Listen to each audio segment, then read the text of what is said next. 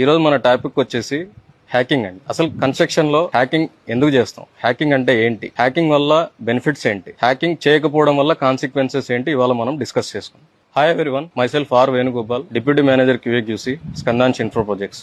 Hacking అంటే construction లో ఒక మెకానికల్ బాండ్ క్రియేట్ చేసుకోవడానికి స్మూత్ సర్ఫేస్ ఆఫ్ కాంక్రీట్ ని మనం రఫనింగ్ చేసుకునే ప్రాసెస్ హ్యాకింగ్ అండి. మనము ప్లై షెట్టరింగ్ గానీ MS షెట్టరింగ్ గానీ కాంక్రీట్ క్యాస్ట్ చేసిన తర్వాత అదొక స్మూత్ సర్ఫేస్ అనేది ఫామ్ చేస్తుంది. దానిపైన మనము సిమెంట్ మోటార్ గానీ ప్లాస్టర్ గానీ చేసినప్పుడు అడెషన్ అంటే బాండ్ అనేది ప్రాపర్ గా ఉండదు. హ్యాకింగ్ అనేది 3 టైప్స్ లో చేస్తాం. ఒకటి మాన్యువల్ హ్యాకింగ్, రెండోది మెకానికల్, మూడోది అడెసివ్స్ యూస్ చేసి ఒక బాండ్ అనేది మనం క్రియేట్ చేసుకోవచ్చు. మనము బేసిక్ గా మెకానికల్ హ్యాకింగ్ అనేది చేస్తాం. ఈ మాన్యువల్ హ్యాకింగ్ చేయడం వల్ల ఏంటంటే ఈ మాన్యువల్ హ్యాకింగ్ అనేది ప్రాపర్ డెంట్స్ అనేది క్రియేట్ చేయదు, సర్ఫేస్ పైన ఇంపాక్ట్ అనేది కన్సిస్టెన్సీగా ఉండదు. సో మనం మెకానికల్ హ్యాకింగ్ మిషన్స్ యూస్ చేసి అనేది మనం చేస్తామండి.